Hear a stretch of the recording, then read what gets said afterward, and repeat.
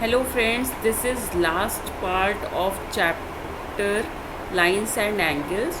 Hope you like my video. Do subscribe my channel and press the like button.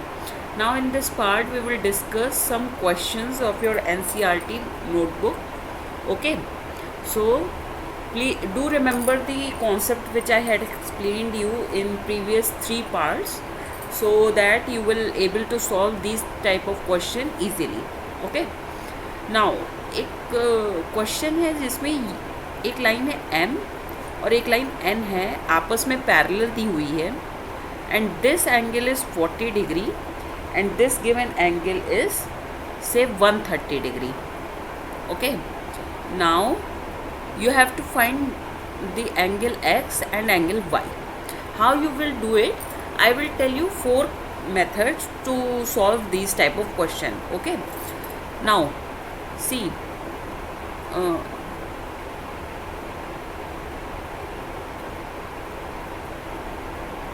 wait, this angle is 40 and this angle is 130. Okay, अब यहाँ पे 40 degree angle दिया हुआ है, और अगर ये लाइन मेरे पास पैरेलल है m and n, so y will be equal to 40 degree because of alternate angles. Got it? Now आपने y का तो निकाल लिया, x कैसे फाइंड करोगे? x आप देखो, ये लाइन इसके पैरेलल है और ये मेरी ट्रांसवर्स लाइन है, बाकी सब पूरा डायग्राम को भूल जाओ. तो ये एंगल पूरा इसके इक्वल होगा because of alternate angles. So x plus 40 will be equal to how much? 130. Now x equal to 130 minus 40 degree, which you will solve it and get the answer 90 degree. एक तो ये method हो गया. Now next method हम triangle का concept use करके निकालते हैं. ये एंगल आपका 40 डिग्री दिया हुआ था ना, हाँ, और ये 130 था. ठीक है, ये हमने निकाल लिया था 40 डिग्री. मैं अब लिख दूँगी इसे ऐसे ही as it is. Two triangle concept we can use it. एक तो जो एक्सटीरियर एंगल होता है, ठीक है, जिस एंगल के साथ एक्सटीरियर एंगल होता है ट्राइंगल में, उसके अलावा जो बाकी एंगल बचे हुए हैं उनका सम उस एक्सटीरियर एंगल के इक्वल होता है. मींस जैसे ये, अगर आप ये वाला एक्सटीरियर एंगल निकालना है तो इन दोनों एंगल को आप ऐड कर दो, तो वही इस वाले एक्सटीरियर एंगल की वैल्यू होगी. Understood? So x plus 40 will be equal to how much? 130 degree. Again you will get the answer 90 degree. Okay, next concept is, अगर एक ट्राइंगल है, इसमें एंगल 40 दिया हुआ था, ये हमने 40 निकाल लिया था, ये 130 है. 130 के साथ ये वाला एंगल क्या होगा? ये स्ट्रेट लाइन पे एंगल बन रहा है, तो लीनियर पेयर एंगल कहलाएगा. इनका सम क्या होना चाहिए? 180 डिग्री. मीन्स दिस एंगल से m. ओके, वेट, OMP, जिससे आपको समझने में इजी हो जाए. OMP will be how much? 180 minus 130, so it will be 50 degree. ये आपका 50 डिग्री आ गया. सम of all the interior angles of triangle is 180. ठीक है, तो 50 plus 40 plus x will be equal to how much? 180 degree. ये x है ना, तो 90 plus x equal to 180. This means x is again 90 degree. In this way you can find the value of x. Which method you find it perfect for you, do adopt that method. Okay, तो आपने ये देखा कि किसी भी method से निकाला मेरा आंसर सेम आया, मीन्स मैंने सही कॉन्सेप्ट यूज़ किया है. That's why we are land up with the right answer. Now one more question is there. See, ये एक लाइन है जिस पर r o is perpendicular. Perpendicular है मीन्स ये एंगल कितना है आपका 90 डिग्री गिवन है।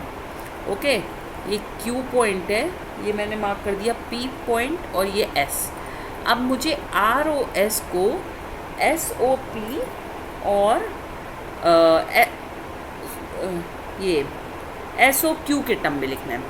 ओके, मीन्स हमें प्रूफ करना है आप R O S is equals to half of S wait S O Q minus S O P.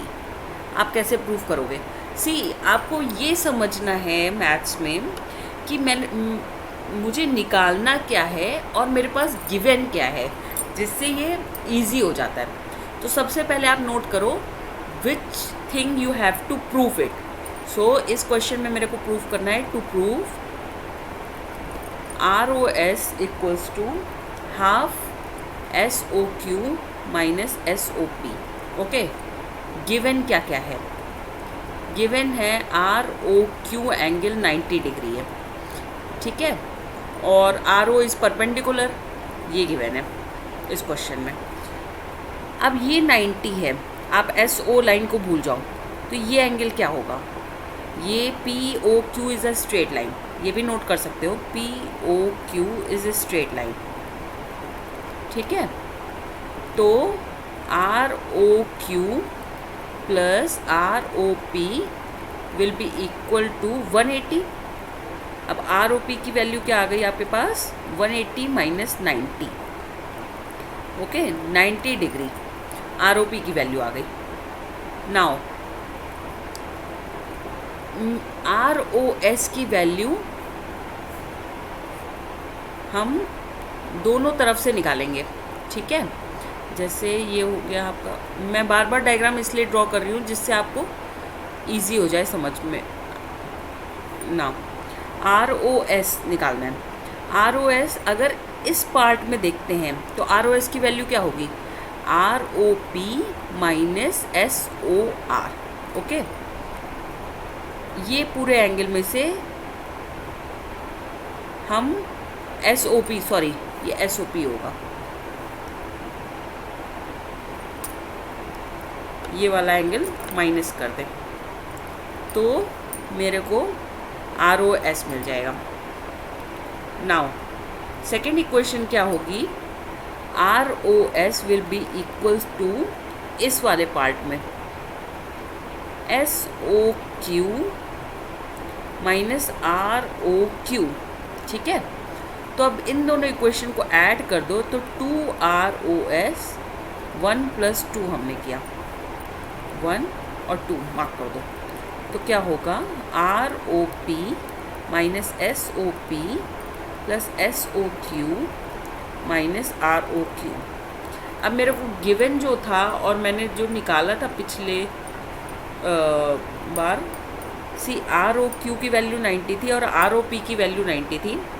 So we will put the value of ROP and ROQ here, 90 minus SOP plus SOQ minus ROQ, ROQ sorry 90, ठीक है।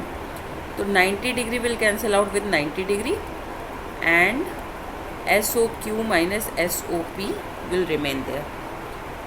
So ROS will be equal to how much? 1/2 SOP SOQ minus SOP. So in this way you should prove the question. First write all the given things and what thing you have to prove, then try the solution. Okay, thank you so much for watching my video. We will come up with the next chapter of your NCERT notebook. Thank you so much. Bye bye.